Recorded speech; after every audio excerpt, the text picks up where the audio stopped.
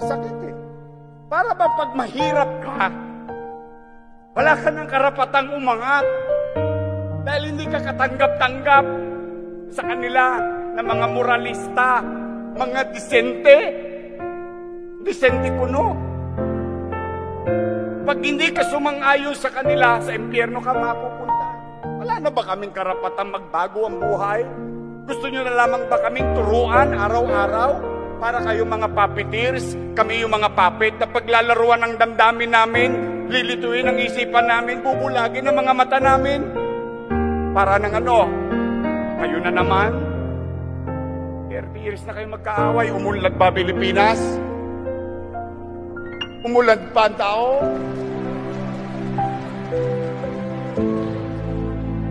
Alam ba nila? Sabi nila, madaming lasinggero na mahihirap. Eh kasi hindi nila alam, yung tatay gusto na lang maglasing. Uminom na lang ng gin bulag para makalimutan yung gutom ng katawan niya, makatulog na lang siya ng maaga. Yan ang buhay sa kalsada. Hindi natin sila kinukusiti, pero tama ang katwiran nila.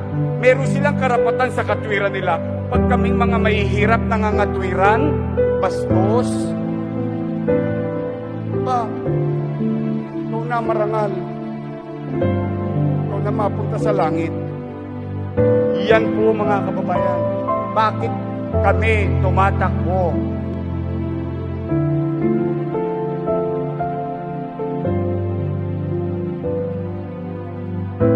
Kayo mga barangay chairman, pag kayo naligaw pa ng landas, hihilingin ko sa mga nasasakupan ninyo, ulo nyo naman. Tanungan ninyo, nasaan sila ng pandemya? Please, panatag ako. Ngayon, magsasalita ako. Huwag na huwag ninyong pagkakatiwalaan yung mga biglang lumalabas. Hindi naman taga Maynila. Kung gusto nyo matuloy ang mga yan, huwag na huwag kayo nagpapaliwala kay Marites. Diyos ko, alaman ngayon mga kababayan, may mga politikong hindi natin nakita panahon ng pandemya, biglang lumalabas ngayon. Naku, Diyos ko, at nagkagaling-galingan. Ako'y paalala lang ha. Kaya pakiusap ko sa inyo, ito naman ha, mga batang Maynila, huwag yun ang ibibigay sa mga luma. Ako, Diyos ko santo. Huwag nyo sayangin. Yung naramdaman ng anak ko na nakita ang mundo magaganda, kaya ginawa ko magandang Manila Zoo na matikman din ng mga anak ninyo, yung natikman ng mga anak ko. Yung natikman ko na kahirapan nung araw, huwag natikman ng mga anak ninyo. Yung natikman kong servisyo ng pampublikong ospital, huwag nyo matikman. Matikman ninyo, yung natikman namin nung may pera na kami. Matikman din ng ordinaryong tao. Yan ang pangarap ko sa bawat isa sa inyo. May gobyerno, nagtatrabaho gobyerno. Ang kulang na lang yung utaw, yung kusang disiplina, malasakitan sa isa't isa, pag-uunawaan sa isa't isa, pagmamalasakit sa mga bagay na ginagawa ng pamahalaan dahil sa kapakinabangan ng tao. Kaya ito inaalay namin sa inyo. Huwag kayong mag-alala, hindi ko kayo iiwan. Tuloy lang? Wait. Gusto niya tuloy-tuloy lang? Huwag na kayo babalik sa patras. Subukan na natin yung mga yun eh. Diba? Yun lang ang payo ko. Payo ko lang yan bilang ama ninyo sa lungsod.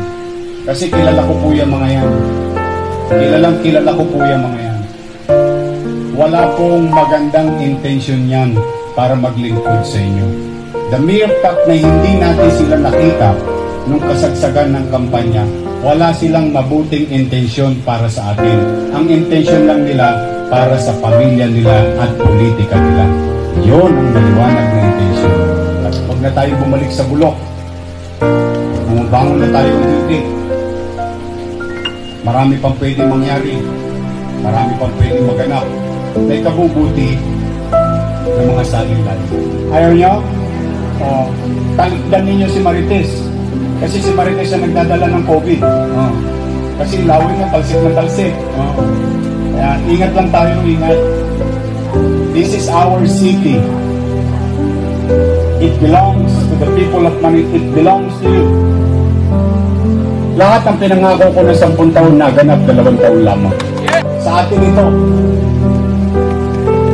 Sa mga batang Maynila ito. Hindi ito para sa mga dayo. At dumarating lang dito paghalalan. Ito ay syudad natin, syudad ng mga anak natin, syudad ng saling lahi natin, ugat ng pinagmulan natin. Kaya mag-ingat kayo, mahirap ang buhay, kasi itatawid namin kayo. May awa ang Diyos, makakaraos tayo. I love you.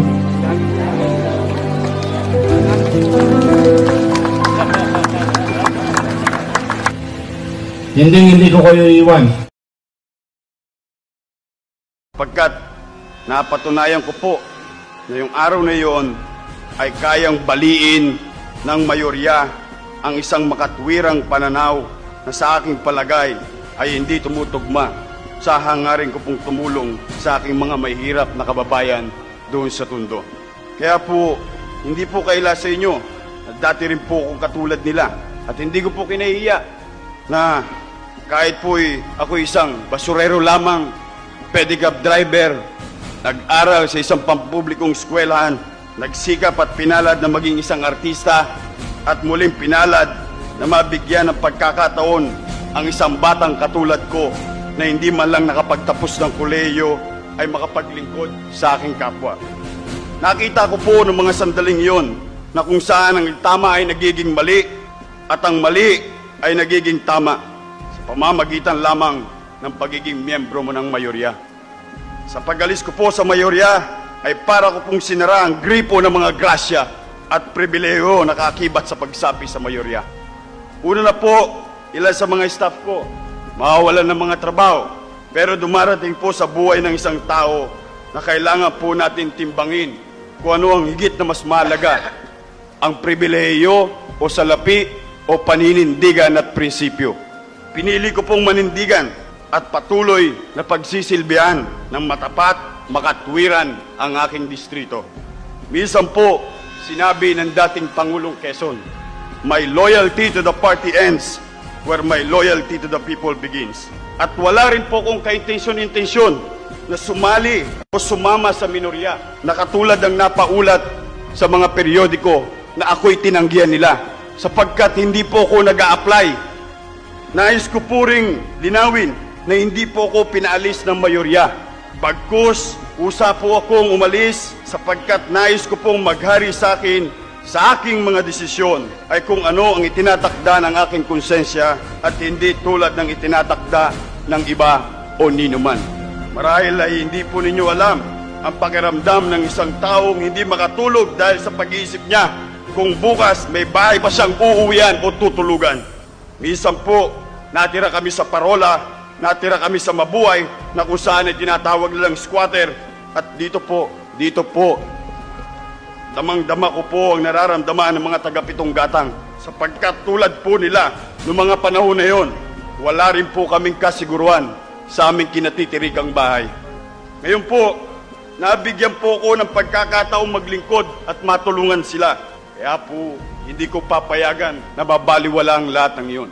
Kaya po, simula ngayon ay sususugan ko po ang nauna kong desisyon na tuluyang magbitiw sa mayorya sa pamamagitan ng pagbibitiw ko bilang chairman ng Komite ng Agam at Teknolohiya.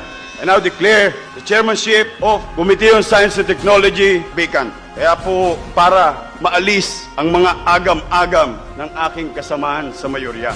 At bilang pagpapatunay na buo ang desisyon ko na maghahari sa aking isipan ay ang aking konsensya lamang. Ngayon po gusto kong mabalik yung dati ko pong nararamdaman. Gusto ko pong maging basurero sapagkat sa basurero po ako ang nagdadala kung saan ko gusto yung kariton ko. Ayokong ako ang maging kariton at maging laman ay basura na kung saan idinadala ka ng kung sino-sino. Kaya mas maigi pa siguro gawin ko na lamang ang mga bagay na pinagdesisyonan ko na. Kaya po sa inyong lahat, maraming salamat sa mga kasamahan kong minulat ninyo ko at hinayaang araling maigi. Ako naman po'y magiging makatwiran kapag tama aking susuportahan, kapag mali sa abot ng aking makakaya'y itatama ko po. Maraming salamat po. Pagpalay kayo na pong may kapal. Gawa niya sa Manila.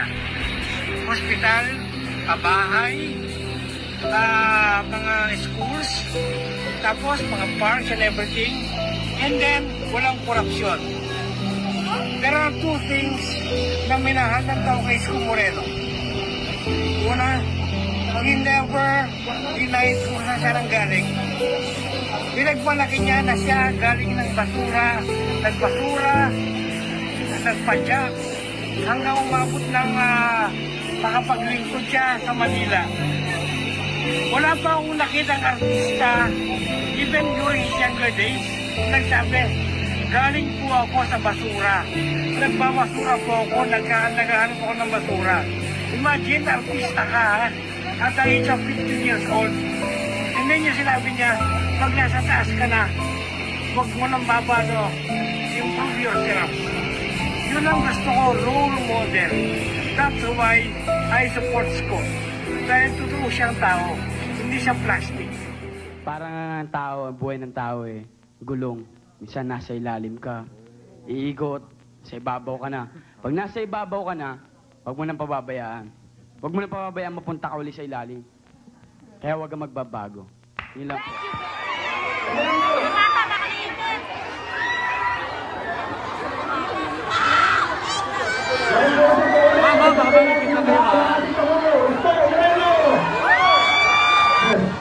Pero maraming salamat sa mainit niyong pagtanggap. At sa inyo rito, mga kababayan, mga taga-Rizal,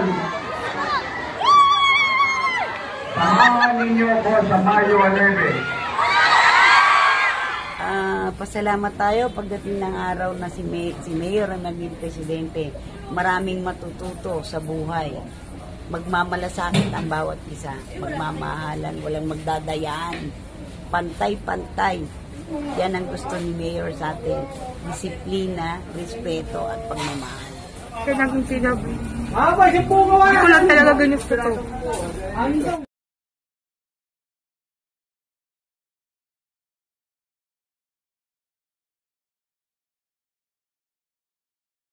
Kasi talaga nagsarado yung tindahan namin. Nung namatay mother ko, senior papa ko, tapos stroke pa. Nagpala sa natas na tayo kukuha, tapos yung tindahan sarado. Kumbaga yung malaking tulong na rin yung mga binibigyan ni Yorme noon. Hanggang ngayon naman, yung binabudget talaga namin yun. Tulong-tulong na lang ng family. Kasi nawala ng trabaho kuya ko. Kasi yung kuya ko, kumbaga parang nasaan. Tapos yung kapatid ko rin, yung sumunod sa akin, since nasa food industry sila, nagsarado yung restaurant. Kaya ako.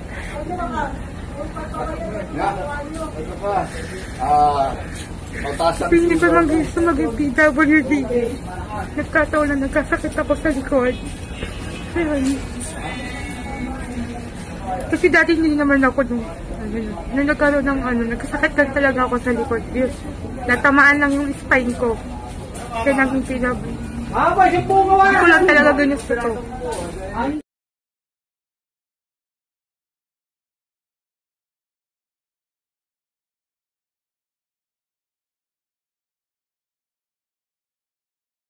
Parang saya ko lang kasi may Yorme na tumanggap sa amin. Kasi so, hindi man PWD senior, may Yorme na tumanggap. Bakit hinahanap mo si Mayor Isko dito sa City Hall? Papasalamat po ako dahil inigyan niya po ako ng cellphone. Ano yung cellphone? Tablet po para sa school. School? Ginagamit mo naman? Oo po. Nag-aaral ka? Opo. Masaya ka naman? Opo. Ba't ka masaya? Kasi po, binigyan po ako ng cellphone. Nino? Ni Papa Isko. Ano pa yung binigay sa ni Mayor Isko? Bigyan niya po kami ng ayuda. Ano yung ayuda? Mga pagkain po. Pagkain? Mga dilata? Opo. Ano pa? Yung mga pagkain sa school, binibigyan ka din. Opo. Kanino galing yun? Kay Papa Isko. Ano sasabihin mo kay Mayor Isko? Maraming pong salamat, Papa Isko. Ay ka. Love you, Papa Isko. Isa pa. I love you raw. Opo. Ulit tayo, I love you po. I love you po. Bye. Okay rito. Eba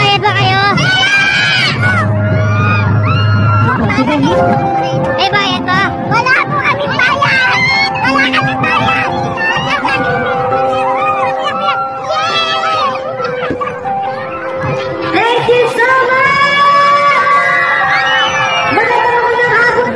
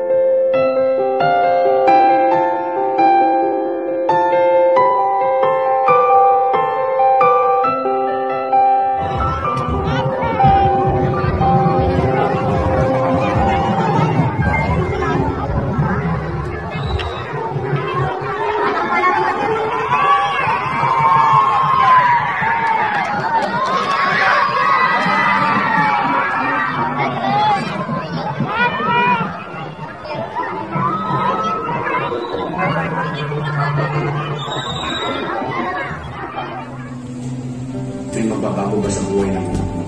Ito'y magbabago ba sa buhay ng anak mo? Pag hindi ako.